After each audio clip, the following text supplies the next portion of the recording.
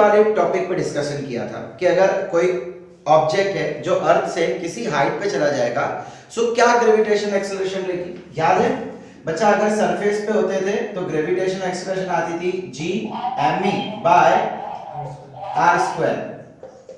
ये अगर हम सरफेस के ऊपर कहीं चले जावे सो वो कितना हो जाता था? G_m_e/r²। फिर हमने इसका एक रिलेशन देखा था G डैश मतलब कि किसी पर्टिकुलर हाइट पे जाने के बाद वाली acceleration is equal to G upon 1 plus h/re whole square. याद आया? ये सिचुएशन कल हमने देखी थी और हमने कंडीशन देखी थी कि अगर हाइट रेडियस के कंपैरिजन में बहुत छोटी हो तो उस समय इसी रिलेशन को हम इस तरीके से लिखते थे G dash is equal to G। बच्चा तो अगर हाइट रेडियस के कंपैरिजन में अगर बहुत छोटा है तो उस समय हम ये रिलेशन को लिखते थे G dash is equal to G 1 minus 2h/re। याद आया? इस रिलेशन को कल हमने देखा था। ये कब आता था? जब कोई ऑब्जेक्ट अर्थ से ऊपर की तरफ किसी हाइट पे जाए तब। अब आज हम देखते हैं कि अगर हम ऑब्जेक्ट को अर्थ के अंदर लेके जाएं, यानी कि समझ लीजिए सेंटर से नजदीक लेके जाएं। पहले हम अर्थ के बाहर लेके जा रहे थे, अब हम अर्थ के अंदर लेके जाएंगे तो ग्रेविटेशनल एक्सेलरेशन पे क्या बदलाव आएगा? चलिए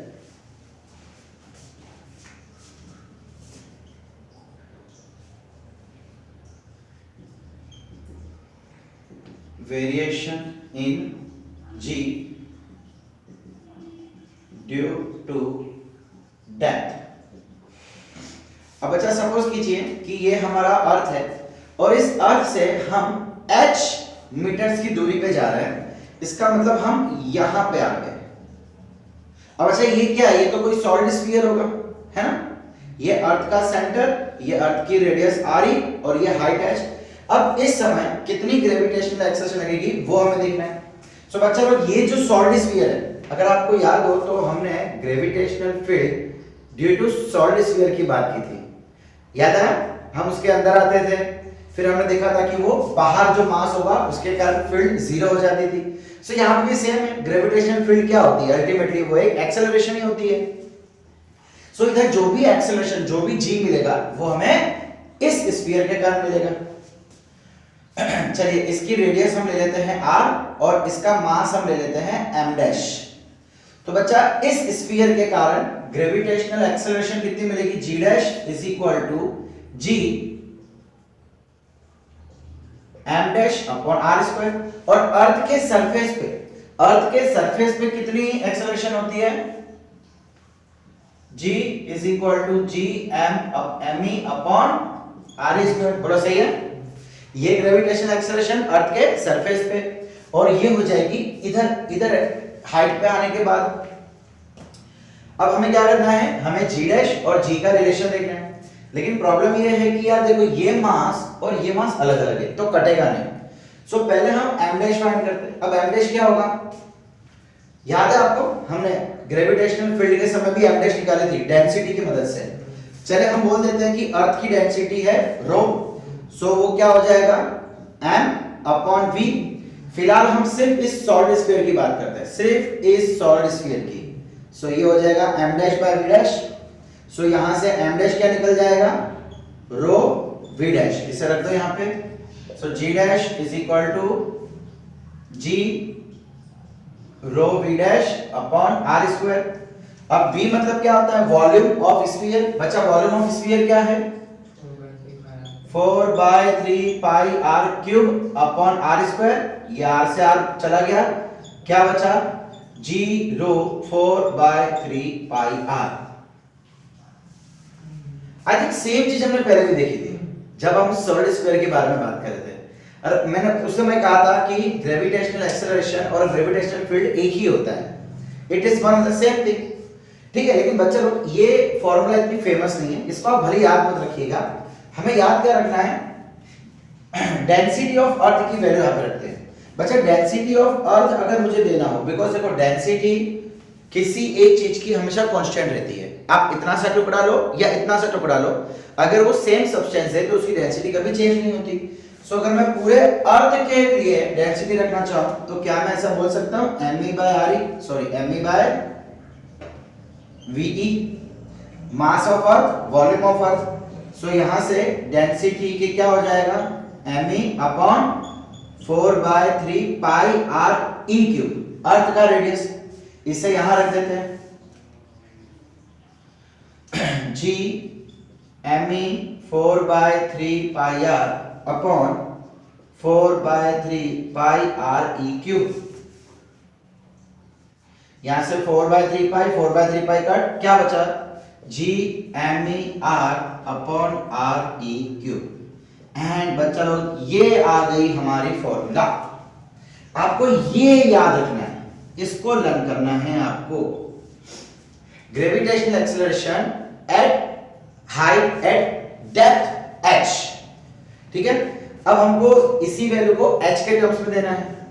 कैसे देंगे हम बच्चा, यहां से r क्या निकल के आएगा, यहां से r की वैल्यू लिखनी हो तो क्या मैं बोल सकता हूं, रेडियस माइनस दिस, इतने में से इतने को अगर मैं हटा दूं, रेडियस में से इतने को हटा दूं तो r मिल जाएगा, यानी re माइनस h, ठीक है। तो ये वैल्यू यहां लिख देते हैं।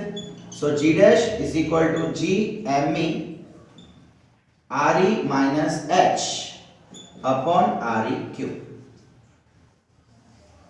ठीक है।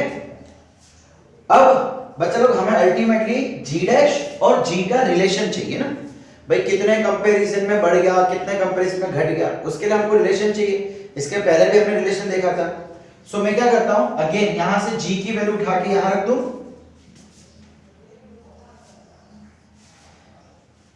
g dash is equal to, बेटा जो कैपिटल G है ना, ग्रेविटेशनल कांस्टेंट, क्या मैं ऐसा बोल सकता हूं, g r square upon me। यहां से कैपिटल G की वैल्यू निकालो तो g r स्क्वायर, ये इधर चला जाएगा और me नीचे आ जाएगा। कितना समझ आया, ये कैपिटल G के बदले रखा। अब ये क्या है आगे, me re minus h upon re cube, ठीक है। कटम कटू करो, चलो ये कट गया, ये चला गया, बचा क्या, g re minus h upon re, है ना, g re माइनस h और नीचे re, g इसके नीचे अलग, इसके नीचे अलग, तो re upon re 1 minus h by re। So एक आपको फॉर्मूला ये याद रखना है। आपको बोला जाएगा कितने परसेंट घट गई, कितने परसेंट बढ़ गई, क्या हुआ, सो यहां से आपको आंसर मिलेगा। आपको एक ही याद रखना है, इसमें सिंपली हम क्या करेंगे बच्चा, r के बदले re माइनस h कर देंगे, ठीक है, h के टर्म्स में बोला होगा तो, और बाकी फिर रिलेशन कर दो तो यहां से है। सो अल्टीमेटली ये मेन फॉर्मूला है, सबसे मेन ये है। देखो बच्चा लोग इसकी भी कभी जरूरत पड़ सकती है। अगर हमको डेंसिटी ऑफ अर्थ दे दिया जाए और बोला जाए कि ग्रेविटेशनल एक्सेलरेशन फाइंड करो, सो हमें ये यूज करना पड़ेगा। समझ आ रहा है। तो हमको यहां पे क्या क्या देखने को मिला फॉर्मूला, एक तो g dash is equal to क्या था, g dash is equal to g 1 minus h by re। दूसरा, और हमने डेंसिटी के टर्म्स में भी एक फॉर्मूला देखी, क्या थी, g dash is equal to g rho 4/3 pi r, ठीक है। एक ये रिलेशन, एक ये रिलेशन हमने देखा। सो इन दोनों को हमें याद रखना है। एंड यस, ये आए कहां से, सबसे जरूरी, g dash is equal to g me r by r e cube, इसे भूलना मत, यहीं से ये दोनों बने हैं। तो चलो इसके रिलेटेड अब 2017 JEE मेंस में पूछा हुआ एक क्वेश्चन बहुत ही आसान। आपने अगर पिछला लेक्चर और ये वाला कोई चीज को देखा होगा, सो आपको 110% ये चीज आएगा। क्या बोला था, graph of G versus R। लो खत्म कहानी। बच्चा ग्रेविटेशन एक्सेलरेशन वर्सेस आर का graph for sphere, for solid sphere. बेटा आपको याद है मैंने ग्रेविटेशनल फील्ड बताया था और उसके लिए हमने ग्राफ ड्रॉ किया था। अब ग्रेविटेशनल फील्ड और ग्रेविटेशनल एक्सेलरेशन सेम होता है, सो ग्राफ भी वही आएगा। देखो क्या चीज देगा, सपोज करें कि ये अर्थ है और ये आर ई है, ठीक है। अब हमने क्या देखा था कि जब तक इनसाइड है अर्थ के अंदर ग्रेविटेशनल फील्ड, देखो अर्थ के अंदर ग्रेविटेशनल एक्सेलरेशन डायरेक्टली कांस्टेंट है, डायरेक्टली प्रोपोर्शनल है। g डैश इज डायरेक्ट, ये कांस्टेंट, ये सब कांस्टेंट। बच्चा क्या r, यहां से भी आप बोल सकते हो कांस्टेंट कांस्टेंट कांस्टेंट, यानी कि inside the earth gravitational acceleration directly proportional है डिस्टेंस को। जितना डिस्टेंस बढ़ता जाएगा उतनी एक्सेलरेशन घटती जाएगी, यानी कि यहां से डायरेक्टली प्रोपोर्शनल आ गया, फिर यहां पे आके मैक्सिमम हो गया, सरफेस पे आके देखो सरफेस पे आके मैक्सिमम हो जाएगा। आप इधर रखो आर ई रखो, g dash is equal to gm, r के बदले रखो R E upon R E square. तो ये कट सॉरी ये क्यूब था, सो बचा क्या gm upon R E square. बचा कांस्टेंट कांस्टेंट कांस्टेंट, सब चीज कांस्टेंट है, यानी कि इस समय जो वैल्यू आएगी वो सबसे मैक्सिमम होगी और वो कितनी होती है 9.8 मीटर पर सेकंड स्क्वायर। समझ आ रहा है। अब जैसे ही बाहर जाओ, आप जैसे ही बाहर जाओगे तो डिस्टेंस बढ़ने लगेगा, मतलब एक्सेलरेशन घटने लगेगी। सो ये आ जाएगा ग्राफ। बस ग्राफ दिए हुए थे, आपको सेलेक्ट करना था, खत्म, 4 मार्क आपके हाथ में। This question was asked in 2017 JEE Mains. Clear है।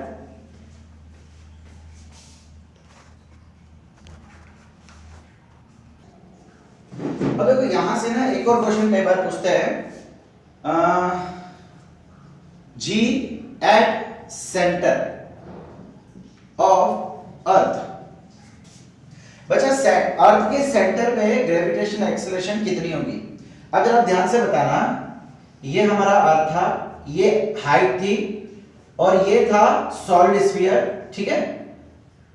अब अगर मैं सेंटर पे चले जाऊंगा तो बच्चा ये जो हाइट है क्या ये रेडियस के बराबर हो जाएगी। सीधी सी बात है ना, ये इसको हम हाइट लेते थे, सरफेस से यहां तक का डिस्टेंस। अब अगर मैं सेंटर पे चला जाऊंगा तो मैं अर्थ से कितना नीचे गया, अर्थ का रेडियस जितना। सो यहां पे आप रखो h के बदले r, क्या हो जाएगा g dash is equal to 1 minus g 1 minus r by r and g dash is equal to g 1 minus 1 g dash is equal to 0। यानी कि अगर आप सेंटर पे चले जाएंगे तो आपकी ग्रेविटेशनल फील्ड 0 हो जाएगी, आप पे कोई भी एक्सेलरेशन लगेगी नहीं। समझ आ रहा है। हॉट फेवरेट क्वेश्चन है, कई बार एग्जाम में पूछा जाता है 1 मार्क में।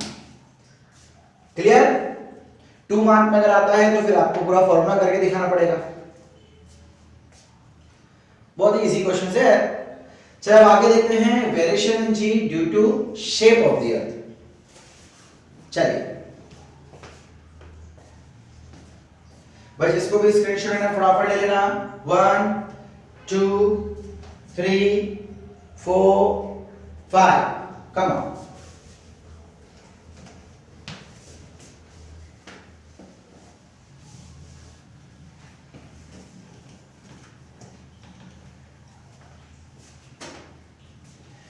Variation in G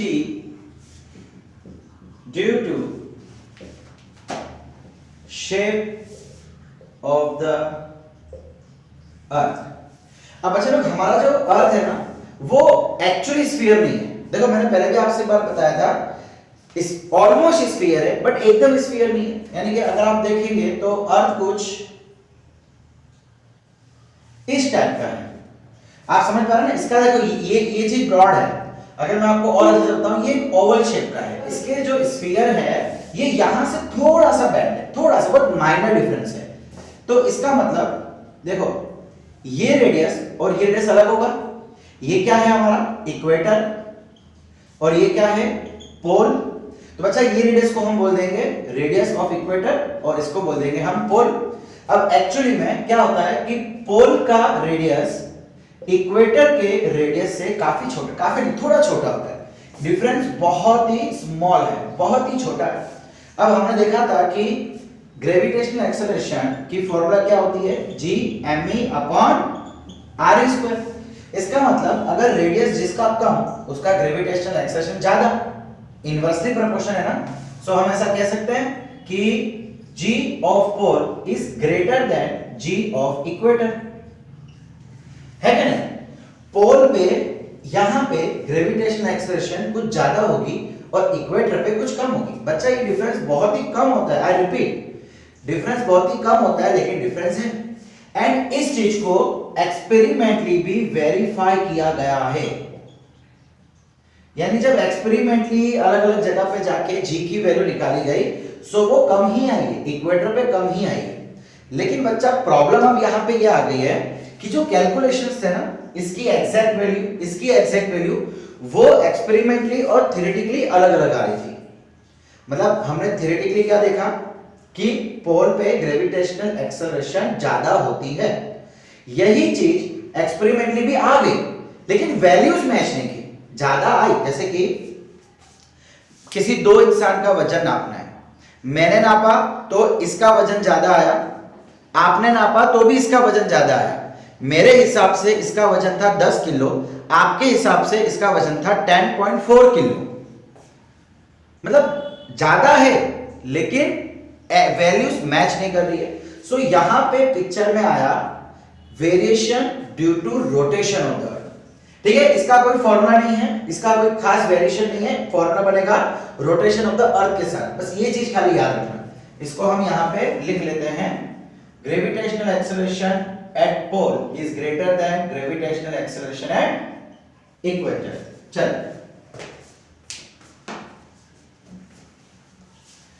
अब जब एक्सपेरिमेंट्स किए गए, जब सोचा गया तो यहां पे पता चला कि अर्थ का जो रोटेशन है उसके वजह से ये वैल्यूज अलग अलग आ रही है।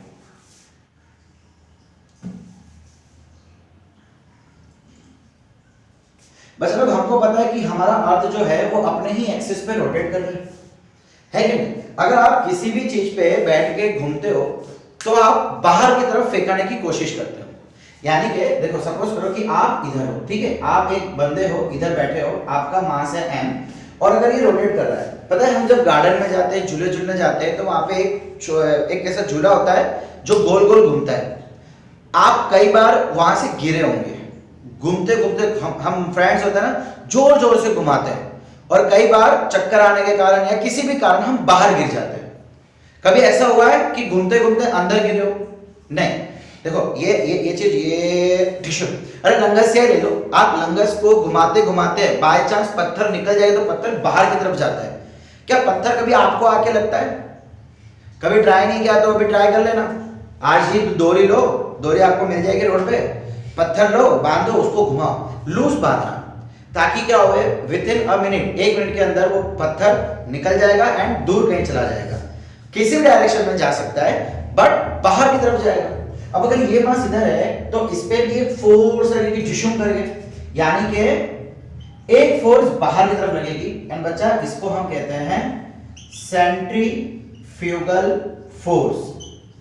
देखो, जिसके वजह से ये रोटेशनल मोशन करते हैं, सर्कुलर मोशन जिस वजह से होता है उसको सेंट्रीपिटल फोर्स कहते हैं, सेंट्रीपिटल फोर्स।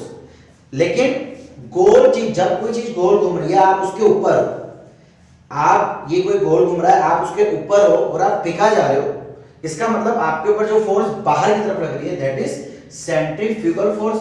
एंड इसकी फॉर्मूला क्या होती है, m r ओमेगा स्क्वायर, यानी m a एक्सेलरेशन यहां पे क्या हो जाता है, r ओमेगा स्क्वायर। ठीक है, यहां तक क्लियर? अच्छा, अब इस समय सीधी सी बात है बच्चा, इसके ऊपर ग्रेविटेशनल फोर्स तो लगेगी ना, ये सेंटर ऑफ अर्थ है, सो ग्रेविटेशनल फोर्स तो लगेगी। कितनी लगेगी, mg, यस और नो?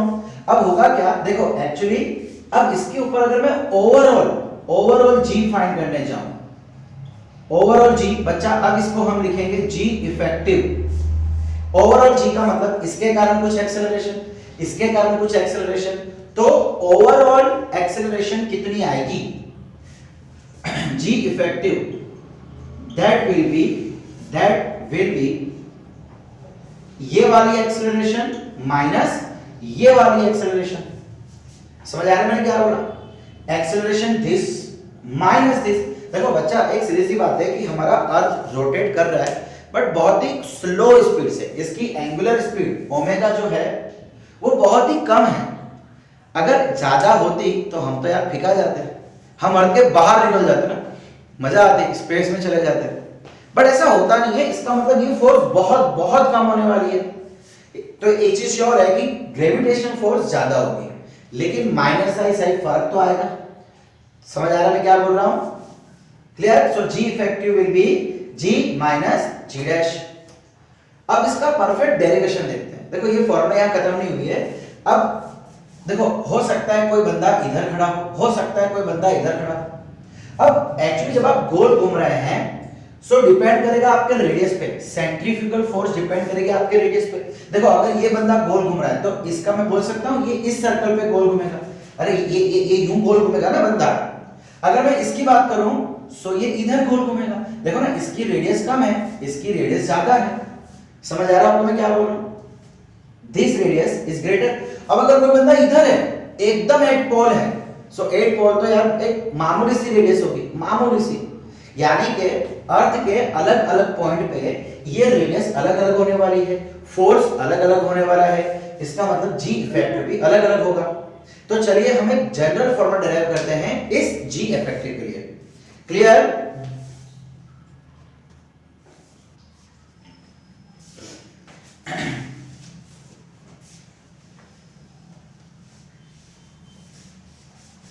तो बच्चे लोग, हमको एक चीज तो यहां से पता लग गई कि जो जी इफेक्टिव है, जो रियल में आने वाला है, वो एक्सेलरेशन मतलब 9.8 से कुछ कम होगा।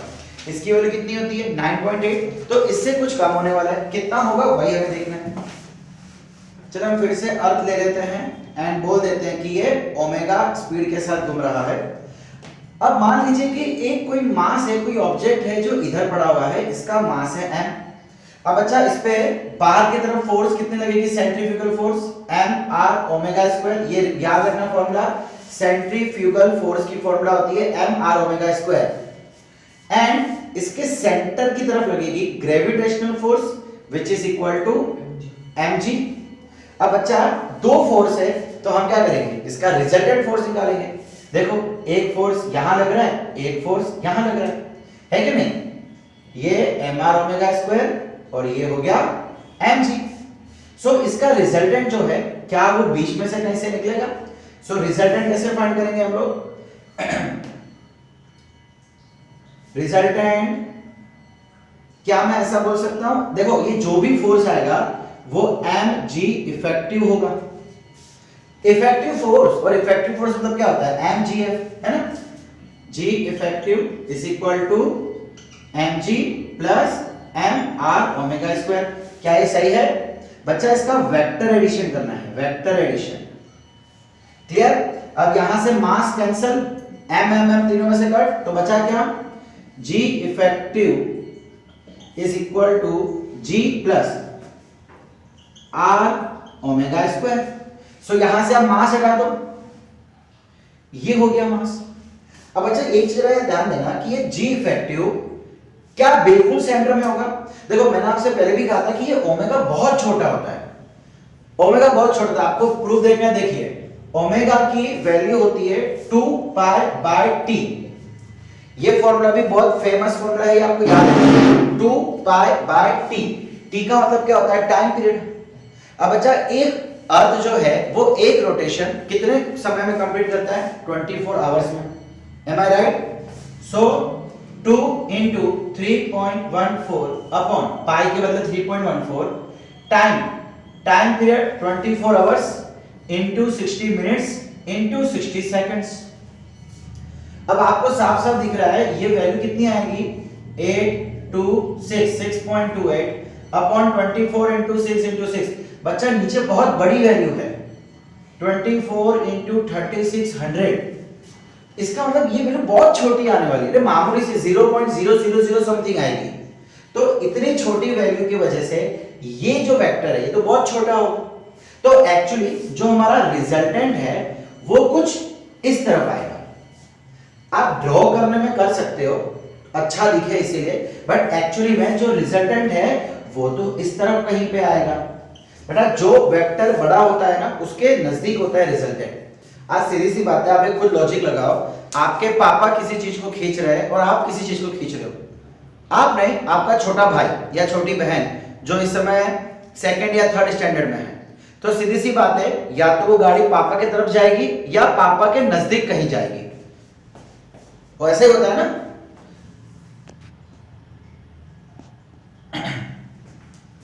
ओके, सो एक चीज यहां पे और नोट डाउन करने वाली है कि जी इफेक्टिव इज नॉट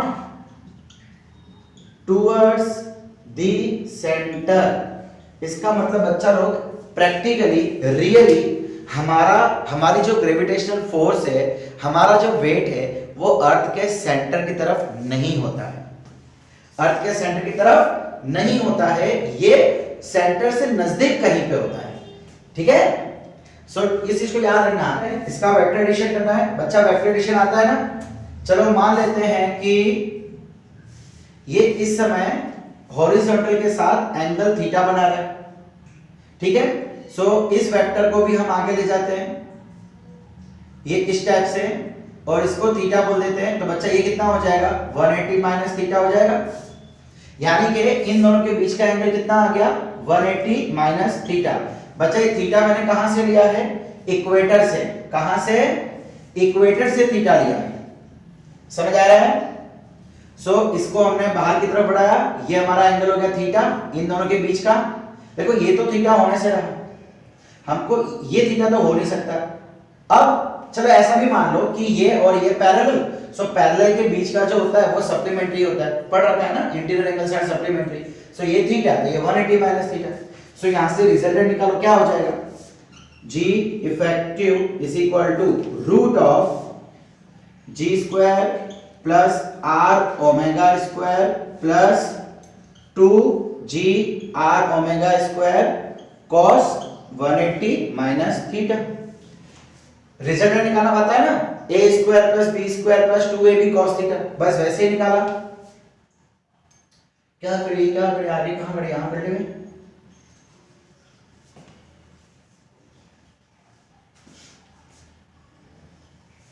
और कई जगह है बच्चा, इसको हटा के यहां लिख लेता हूं, ठीक है। इसका स्क्रीनशॉट जिसको लेना फटाफट ले लो, 1 2 3।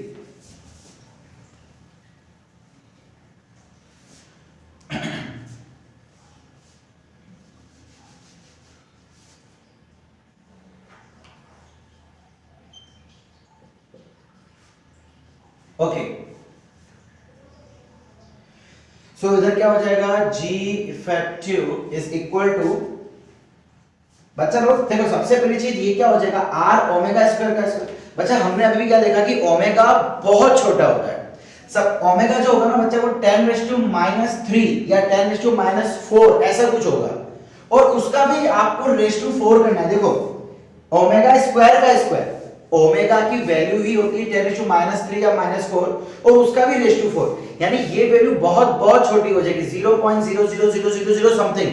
सो हम क्या करेंगे, इसको इक्वल टू 0 ले लेंगे। तो बचा क्या, रूट ऑफ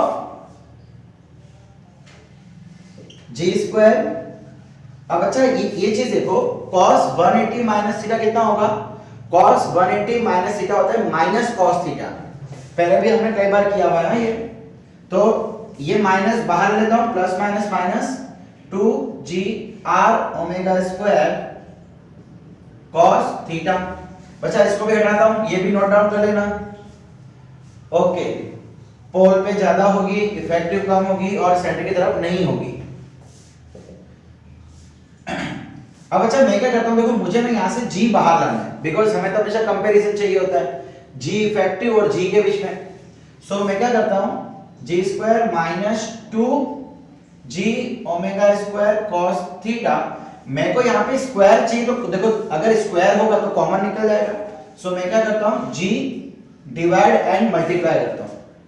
मैंने क्या कर दिया, स्मॉल g को मल्टीप्लाई डिवाइड कर दिया, इधर मल्टीप्लाई करने से स्क्वायर हो गया और नीचे डिवाइड।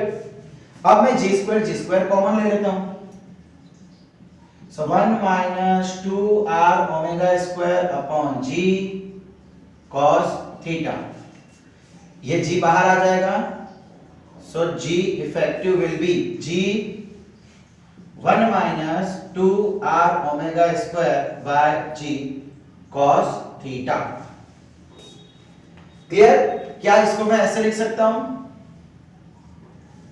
1/2, है क्या नहीं? ओके।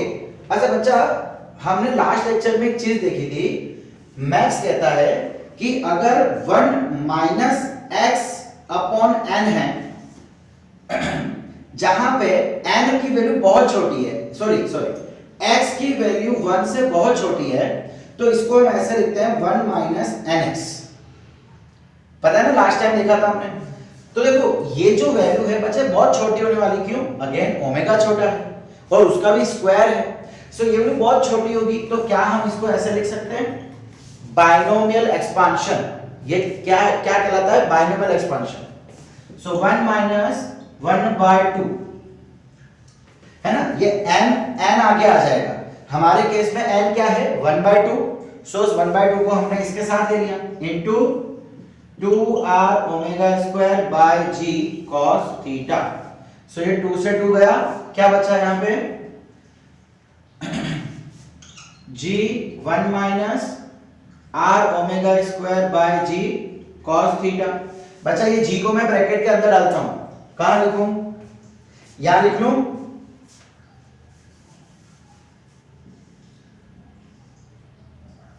वहां से आगे कंटिन्यू करो, ठीक है? So g effective is equal to, इस g को इसके अंदर डालो, so g minus g into 1g minus ये g कट, ये दोनों कट, तो क्या बचा? r omega square cos theta. And बच्चा ये हो गई इफेक्टिव एक्सेलरेशन। एंड अब जाके एक्सपेरिमेंटल वैल्यू और थ्योरेटिकल वैल्यूज मैच करने लगी। जब आप इसको कैलकुलेट करोगे ना, ये चीज जाके मैच करेगी। स्टार्टिंग में क्या प्रॉब्लम थी कि इफेक्टिव एक्सेलरेशन एक्सपेरिमेंटली और थ्योरेटिकली सेम नहीं आ रही थी। शेप चेंज हुआ तो हमने समझ गए कि भाई हाँ ये चेंजेस होंगे, लेकिन फिर भी एक वैल्यू सेम नहीं आ रही थी।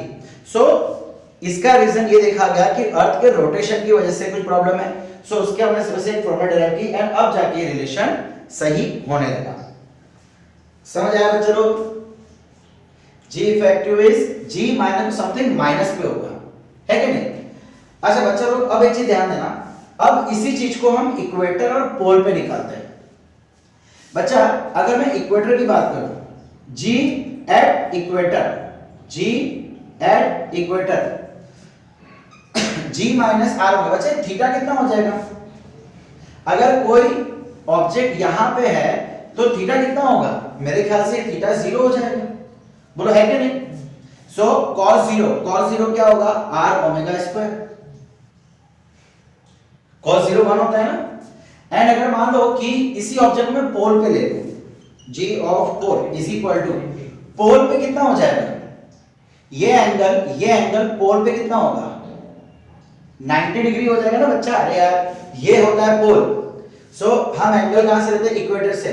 तो पोल और इक्वेटर में एंगल कितना होता है? ये इधर आ जाएगा ना, सो 90 डिग्री। सो cos 90 0, यानी पोल पे आ गया g। देखो हमने पहले क्या था, देखो यहां ध्यान से देखो, पोल पे कितनी एक्सेलरेशन है? 9.8, लेकिन इक्वेटर पे कितनी है? कुछ कम है, माइनस r ओमेगा स्क्वायर। सो हमने स्टार्टिंग में ये देखा था कि पोल पे एक्सेलरेशन ज्यादा होती है और इक्वेटर पे ग्रेविटेशनल एक्सेलरेशन कम होती है। समझ आ रहा है बच्चा लोग? क्लियर? सो कई बार आपको हो सकता है पूछ लिया जाए इक्वेटर पोल का या किसी भी चीज का, सो इस तरीके से आप उसे निकालेंगे।